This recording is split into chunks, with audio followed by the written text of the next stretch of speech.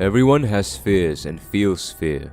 The nature of fear breeds from unfamiliarity, and that in turn gives way to lack of confidence and assurance. Fear is a tricky little bastard. On one hand, we want to avoid them altogether. On the other, we desperately want to see or feel what lies on the other side of those darkness. We want to avoid getting hit, but on the other hand, we also want to be able to take many hits. Many people say that fear is all an illusion. I prefer a better term, a natural protection mechanism. You see, gentlemen, fear is our built-in instinctual response to threatening stimulus or circumstances based upon the incomplete judgments created by our own initial perception of them, and it can be amplified or dimmed down through the collective perceptions from other people. For example, if we fear depths because we've never been to deep waters before, our sense of fear can be further amplified or dimmed by other people's judgments of depth. If a person adds, "Be careful of deep waters, a lot of sharks will be coming after you," it will inevitably amplify our sense of fear. But if a person adds, "Not to worry, it's so much easier to swim in deep waters," it will make us feel more at ease or at least less anxious about the circumstance. The truth about fear is that it's not so much about the circumstances that we are dealing with that makes us refuse to partake, but more towards the question of our lack of ability and assurance to handle and accept the consequences should the fear manifest itself into reality.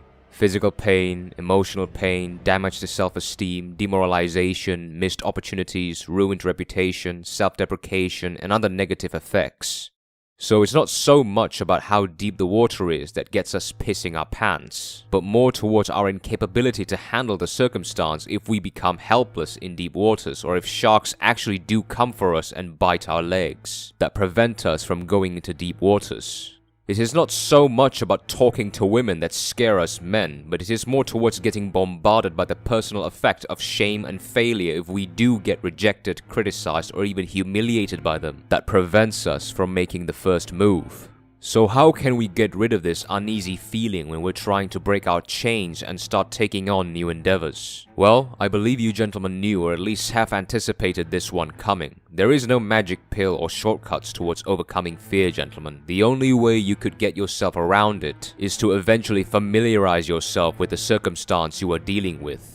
If you are afraid of failure or falling short of expectations when trying out or performing a certain endeavor, you have to fail a lot to eventually get accustomed to the cause and effect, relationship, and sensation of failing. Same thing when it comes to rejections, criticisms, and humiliations. Only then will your mind develop the capacity to accept the risks or consequences that comes with a circumstance and eventually have the capability to put those fears aside and then concentrate on finding ways to perform better in those endeavors. You can certainly make good preparations to reduce the chances of failure and your fear manifesting itself into reality. And you can certainly change the narrative of fear itself so that you become more eager to approach and undertake them. But if you want to be comfortable in the face or midst of fear, you have to experience them enough to eventually get used to them. Of course, it is different when the risk involves death, where there are no second chances if you fail. You have to prepare as best as you can or bring yourself to accept the consequences from the beginning. And that is something only every man can speak and decide for themselves.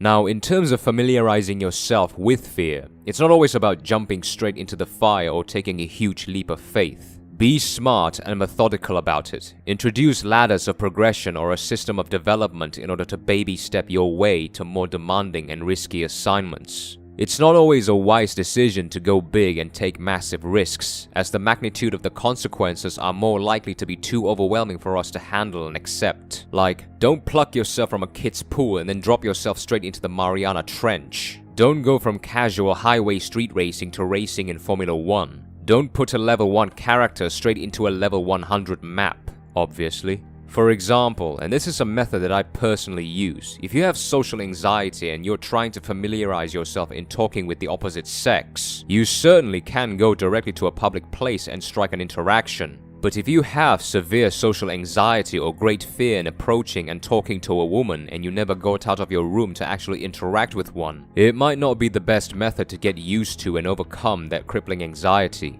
Instead, like I've mentioned, create a system of progression for yourself. Start by initiating conversations with women whose occupations are to talk to you and interact with you, such as a salesperson, bank tellers, and cashiers. These people are there to serve you, so no matter how awkward it gets or if you fail to make the conversation as smooth as it can be, the consequences aren't that high to the point where you'd get physically or mentally overwhelmed. As you get comfortable and become more confident, you can move towards initiating conversations during mutual gatherings and events, like a marathon, wine convention, or even a high school reunion, for example, where you are there for the same purpose as them, so the topics for conversations are more saturated or concentrated and less random, so you don't have to scratch your head so much. Then, as you get comfortable with that, from there on you can start cold approaching at a local coffee shop you usually go to. Then you can progress to more crowded places like the museum or art gallery, then the pub, and so on. So essentially, you are putting yourself in a circumstance where the challenges are not too far off from your degree of competence and confidence, which in turn would minimize or scale down the damage caused by the fear should it come into fruition. Keep in mind, this is my own method, and there is no absolute method to familiarize yourself towards a fearful circumstance. It's all up in the air for you gentlemen to create, cultivate, and improvise on your own with regards to your own magnitude of fear. Another thing to take note is that we always have to remember that certain things are out of our control. So to fear the uncontrollable, especially with regards to future outcomes, is as degrading as trying to control the weather. It is unnecessary and a waste of time to significantly overthink them and fixate too much about them. Fear always exists. When we overcome one, another will show up.